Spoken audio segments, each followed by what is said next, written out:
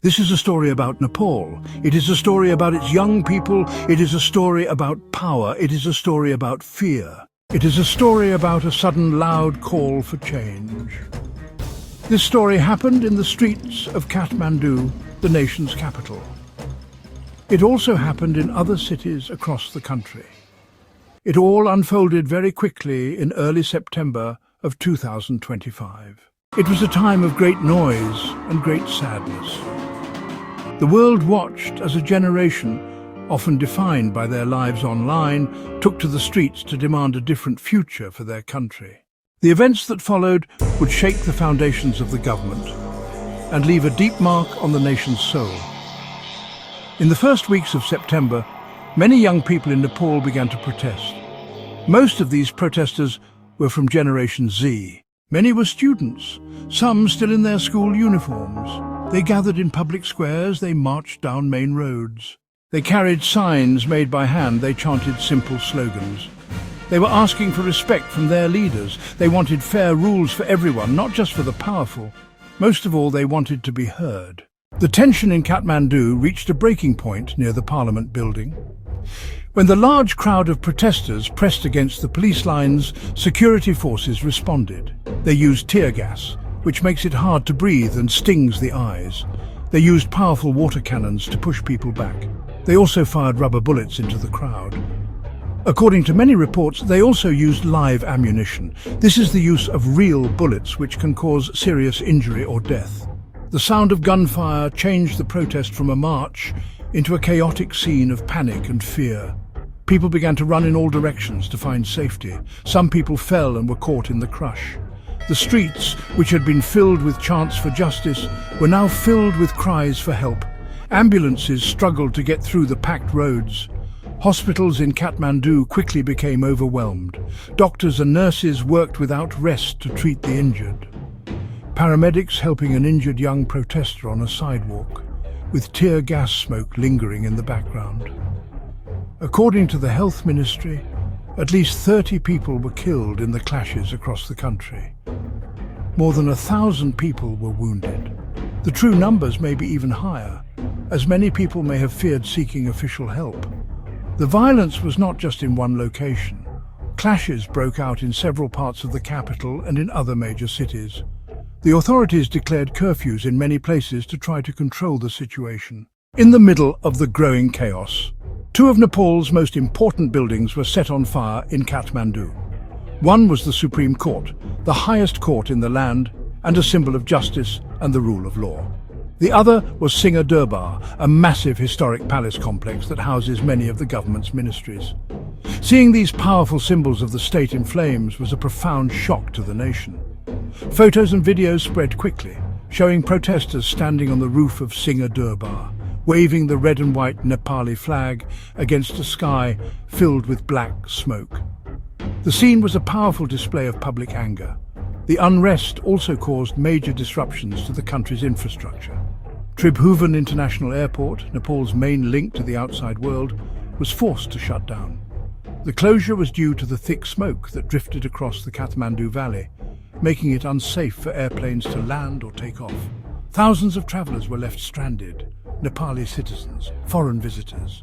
The airport closure made the country feel isolated and cut off. In western Nepal, the chaos spread even further. Officials confirmed that 2 prisons were stormed by protesters, leading to the escape of nearly 900 inmates, which added to the growing sense of fear and instability. The violence also became personal. The homes of several prominent political leaders were attacked. So, why did all of this happen? The immediate spark was a government decision about social media. On September 4th, 2025, the government of Nepal ordered the shutdown of 26 social media platforms: Facebook, X formerly Twitter, YouTube, LinkedIn, Reddit, Signal, Snapchat. The official reason? These companies had not registered under new government rules. Many people did not believe that was the real reason. That movement was fueled by the Nepo kid trend. Nepo, short for nepotism, giving jobs and unfair advantages to family and friends. Young Nepalese used TikTok and Facebook to share videos and photos. Posts showed the wealthy lifestyles of children and relatives of powerful officials, luxury cars, expensive foreign trips, big parties. This created a lot of public anger, especially among Generation Z. For many young people, these posts were proof the system was rigged. The social media ban backfired. Instead of calming the anger, it magnified it. The anger over Nepo kids and the social media ban was built on a deeper foundation of economic frustration. For years, young people in Nepal have faced a difficult reality when it comes to jobs and money.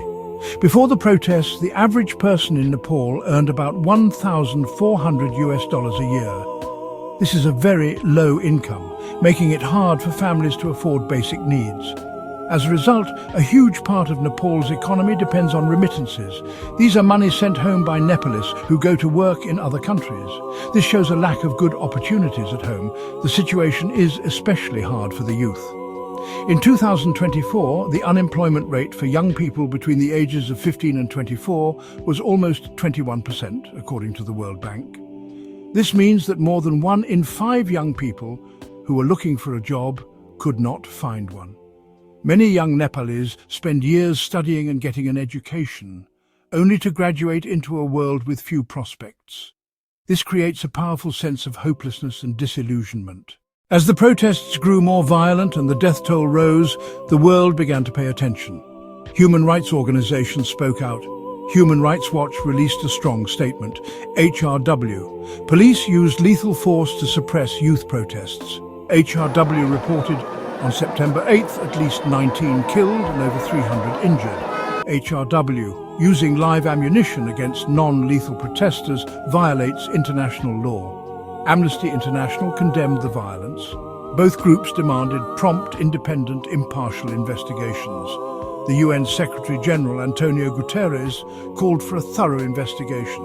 The violence raised questions about Nepal's role in UN peacekeeping. India said its Ministry of External Affairs was closely monitoring the situation. India expressed grief and offered condolences to victims' families. The crisis was no longer only domestic. The world was watching.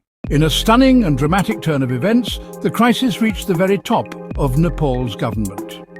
On Tuesday, September 10, Prime Minister KP Sharma Oli announced his resignation. He did so in a public letter, citing the extraordinary situation. His resignation was a direct result of the massive youth-led protests and the government's inability to control unrest. For the protesters, it felt like a major victory. They had forced the most powerful person in the country to step down.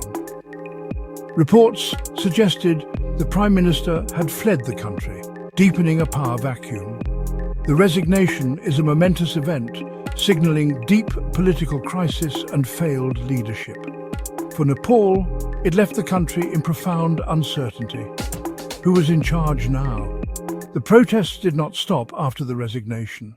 The path forward, steps for truth and reform.